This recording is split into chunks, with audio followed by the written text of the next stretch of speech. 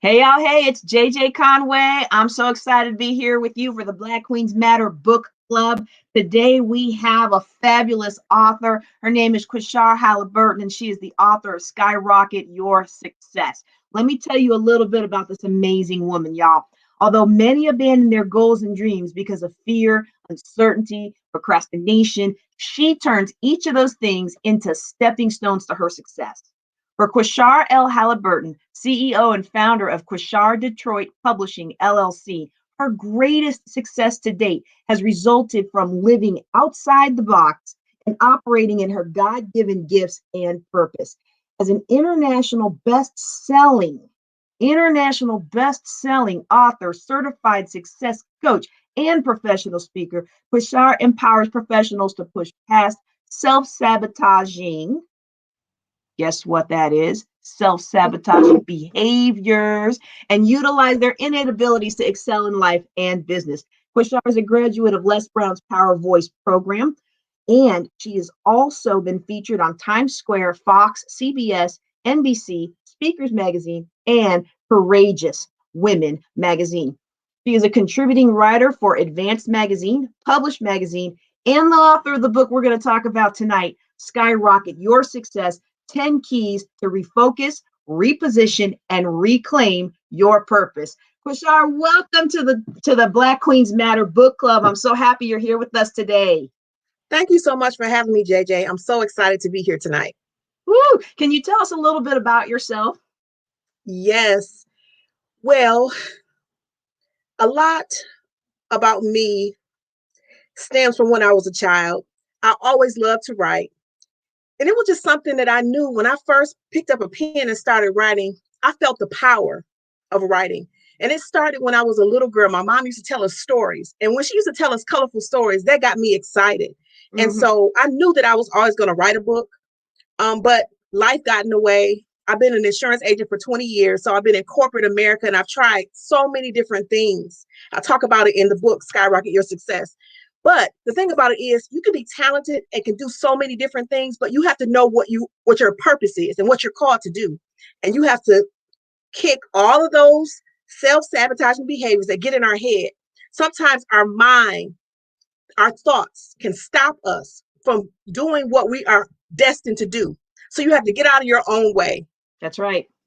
And live in purpose, on purpose. Yes. And that's why when I read your book, and I read a lot of books as being the moderator and interviewer for this group, but you had actually sent me your book when we did the Black and Gold conference together. And I looked at your stories and I looked at the different things that you talk about, and I thought, this is an amazing woman who knows how to take some very difficult concepts that we want to run away from and package it in a way that we're willing to consume. So can you tell us a little bit about why you wrote this book? Yes. So I wrote this book for professional women that are stuck in corporate America.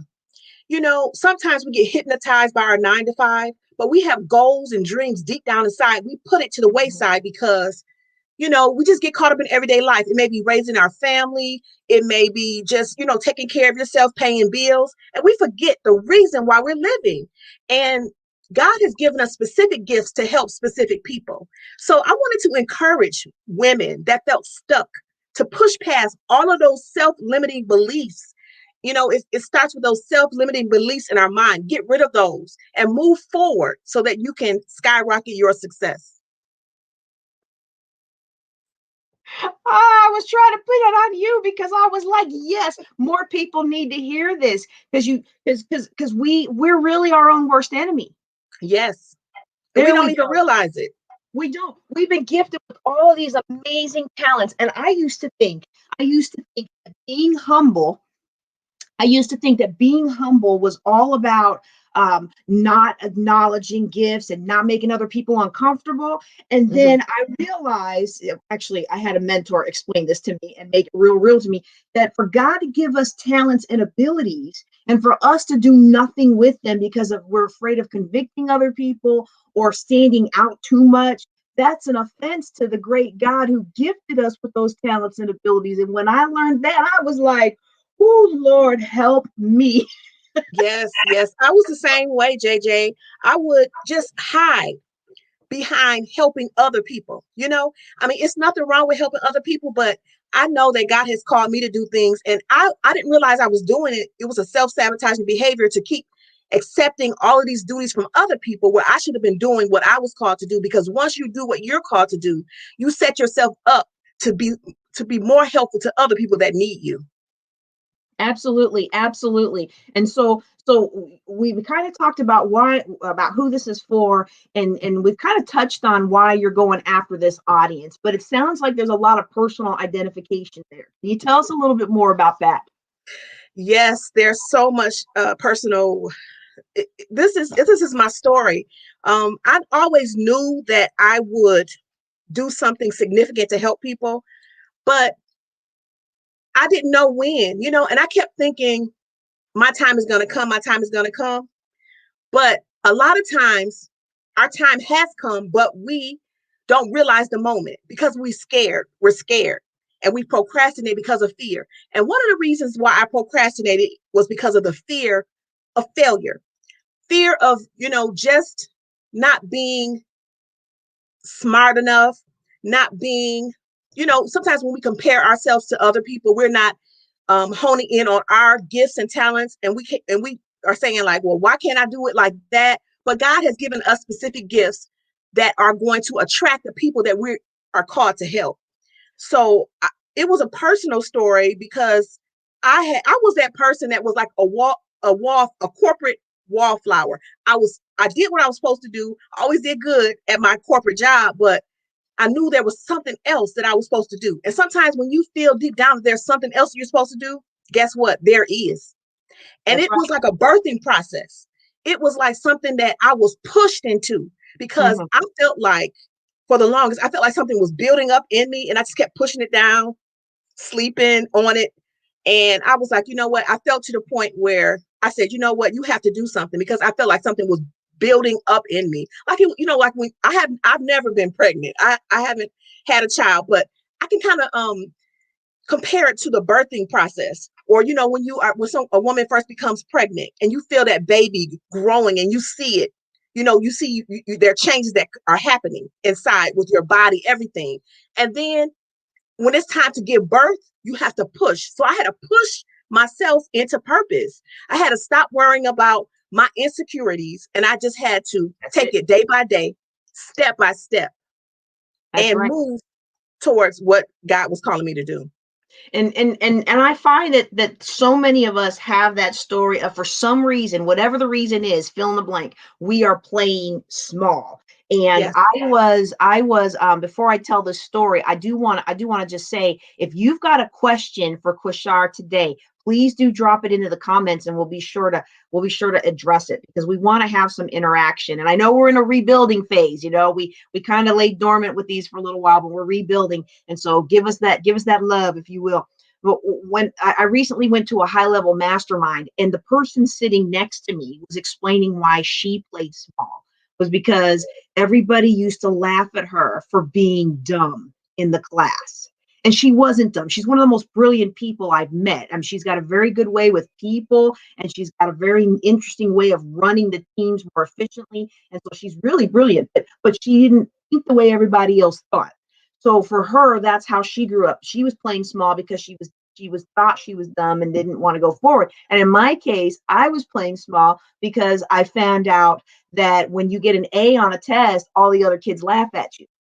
So I didn't want everybody to know that I was smart. Now I'm old enough now to know that I was smart in some areas and I need some serious help in others. Like back then, but really what it was all about, when you peel back the onion for everybody, what it was really all about was acceptance. Wanting Mhm. to be accepted, wanting that love and craving that approval, and putting that before our dreams. Yes. And that's why I really liked, when you got into chapters 4 and 5, you talked about the habits of successful people versus the habits of unsuccessful people. Can you expound on that just a little bit for us? I mean, how can we start today to develop some habits that will make us the successful person we want to be a year from now, 5 years from now?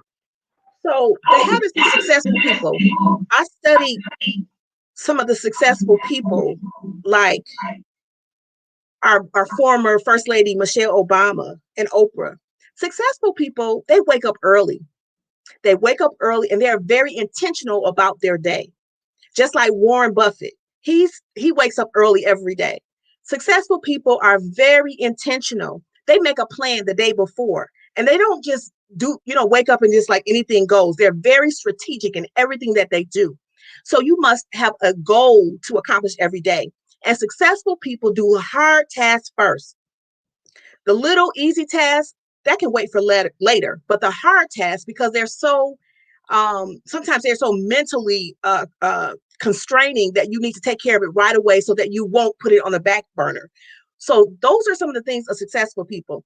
Now, some of the characteristics of unsuccessful people is that they don't have a plan. They just wake up and anything goes.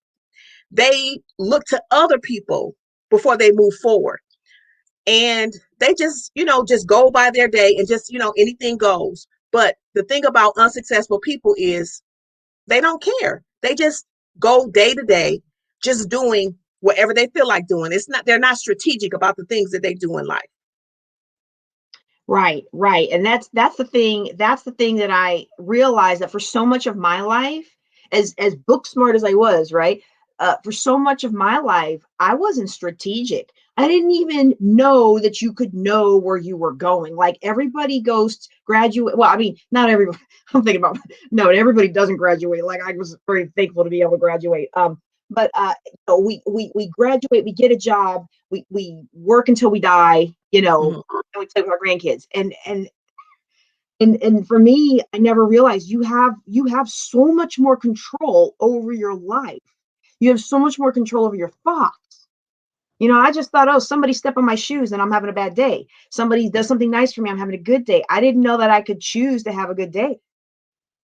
And Yes. you're talking about being successful, being strategic, and really being intentional about what Mhm. you want to do. Right. And then also another characteristic of successful people is successful people can not only think strategically, but when successful people have negative thoughts, they immediately get those out of the way because they know that that's limiting them. And sometimes it is not that you're unsuccessful because you don't do these things. Sometimes you need to learn, you need to know that you need to do these things. Because a lot of times we get these negative thoughts that come to our mind. We just get a negative, a seed of doubt. And that one Mhm. seed of doubt can grow. And that you can grow it just like you water a plant. If you just keep thinking on it and thinking on it, it's making it big in your head and it's making it a big part of your life. So when you get those negative thoughts, you have to immediately retrain your brain to rethink positively. Because if you don't do it, then again, those thoughts are just going to be swimming around in your head, growing. They're going to take up space in your head. And every day when you wake up, that you're going to say hello to that negative thought, and it's just going to be a friend to you. So you have to immediately get that negative thought out of the way. And sometimes you may say affirmations, or you may think, positive things. You have to immediately retrain your brain. Just like you exercise and you're trying to lose weight, you have to exercise your mental capacity, and we have control over it. So when you get that negative thought, just automatically think something positive and work towards moving those negative things out the way so you can accomplish your goal. Yes, yes, yes. And speaking of moving the negative things out of the way, you got a chapter on deficiencies, and you talk about a lack of focus, a lack of motivation, a lack of effort, and the one a lot of us use as an excuse, a lack of resources, right? We Mm. think, oh, well, it takes money to make money. I ain't got no money, so I'm just out there, right? But you put all that to bed, and you kind of lump that in that same category as those negative thoughts that we need to squash and move on from and do something about, right? Exactly. Because those things, a lack of resources, a lack of focus, those things stop us. Those are deficiencies that they make us deficient in what we want to accomplish. So we have to push those out of the way and become creative. Just like a lack of resources. A lot of people want to start a business, but they say, I don't have money. But you're going to get coffee at Starbucks every day. You're spending $10 at Starbucks every day, or Oh, don't take away um, the Starbucks. I love Starbucks too, but I'm just saying, like we have to do little things that we can do. We can do research, and we can just, start saving up and putting a little by little aside so we can accomplish our goals. And so That's right. instead of getting coffee every day, maybe get it 2 times a week. Well, that's the But thing, because I actually have a financial presentation where I show that if you change from getting Starbucks 3 times a week to getting it once or twice, you could mhm, actually invest that money, and over 20, 30 years, you'll end up with like 2 million bucks. It's wow. ridiculous. And it's like, wow, I mean, I really love my coffee. So my students back in DC, they have a running joke where they buy me Starbucks cards because I won't buy them for myself, right? Like I get but I mean, it's really, we think these little things don't matter, but it's one little thing that leads to the next and the next and the next. Exactly. Just that one thing that you change can make a difference in your life. Just being consistent. And that's another thing. Successful people are very consistent in what they do. They are very they have routines that they do every day. And those routines lead to success. That's what it's really, the routine is so important because I this is embarrassing. I teach this stuff, right? I teach this stuff. And even last week, I was on the couch watching TV with my husband, which is something I'm not a big TV fan, but we are spending time with him. And I didn't work out that morning. And I always try to, because I never get around to it in the evening. And then I thought I should go for a walk. I don't even want to watch this show. I don't even like this show. This is a boring thing to me. And he doesn't care that I'm here or not. I should go walk. And I did not. And I thought it's no big deal. My body needs some rest, right? But then when I tried to go walk and run later, and I'm still, this is a week later, so I've already had 3 other walks and runs. I still feel the impact in my body of just taking that day off. It's amazing how little effort it takes to derail you and how much effort it takes to push through all of that. So, Mhm. so what are some quick hit, as we begin to wrap up? What are some quick hit uh, steps that someone can take right now that can make tomorrow better? So one step is to know what you want to do. If there's something that you want to change, put it in writing. That's one good thing. You first of all, you have to think it, you have to say it, put it in writing, and then do little by little every day. You don't have to do it overnight. You can just do little by little every day. And then a very important thing is to ask for help. Sometimes, we feel like I don't want to ask for help because they're going to know I don't know this. You're not supposed to know everything. You are supposed to ask for help, because when you are doing what you're called to do, just taking step by step, somebody's going to be there to help you. Mark my word, when you are in purpose, everything is going to line up. So the people that you need to help you are going to help you. Everything that I needed when I wrote my book. Now, this book, the funny thing about this book is I had a goal to write this book, and today is the second anniversary of Skyrocket Your Success. So when I wrote this book, my goal was to, write the book Skyrocket Your Success, but another book came out of it. I did a study and I asked people, I said, what are those things that are stopping you from being successful in life? And 43% of people said procrastination. So that's my number one hot topic that I talk about all the time. And since procrastination was the number one issue people had, and it was my number one issue, so I wrote a book, Everything They Didn't Tell You About Procrastination. And I just talked about how we need to stop procrastinating and do little by little to take care of our goals. Don't be afraid to ask for help. Don't be afraid to just sit down and just focus on what you want to do. So you need to focus, be very strategic, put it in writing, and just do it. Do little by little, day by day, and you'll accomplish your goal. I love it. I love it. It's so true. It's so true. And I think we need to have you come back and talk about procrastination, because that's Yes. definitely, I'm one of your 43%. That's for sure. Yes, that's a hard thing to get rid of, procrastination. If you're used to, because you get stuck in your ways, but that one thing that you do can change your life. Change it all up. Yep, yep, Yes. yep. So now if somebody wants to get a hold of you, if you said ask for help, and some of us don't have a really good support system. We don't have people in our corner that are really going to help lift us up and that are going to help encourage us as we try to skyrocket our success. So if someone wanted to reach out to you for coaching or anything like that, how would they do that? You can contact me by going to www.shar, Shar, Halliburton, Halli, B like boy, URTON.com. You can go to my website, or you can find me on social media. You can find me on Facebook, Shar Halliburton. You can find me on Instagram, and I go by my business name, QD Publishing. So Q like with Shar, D like Detroit Publishing. You can find me on Instagram, QD Publishing as well. Cute. Okay. And now, since we're talking about publishing, and this is the Black Queens Matter Book Club, if you would just indulge me for a second, could you talk a little bit about someone who knows they've got a story inside and they know it can help change the world and make it better for other women, especially Black women? How can they get started on that journey? How can they work with somebody like you to really get that book out into the world? Just contact me on Instagram. You know what? Follow me on Instagram. I share a lot of tools and tips for self-publish and new authors, aspiring authors. And one thing I always do, a consistent 15-minute writing challenge. I do that so often. And I ask people, just take a pen and paper, and write for 15 minutes a day. Okay. Start with 15 minutes a day, and it will build consistency. And before you know it, you'll have enough material to write your book. So just start writing.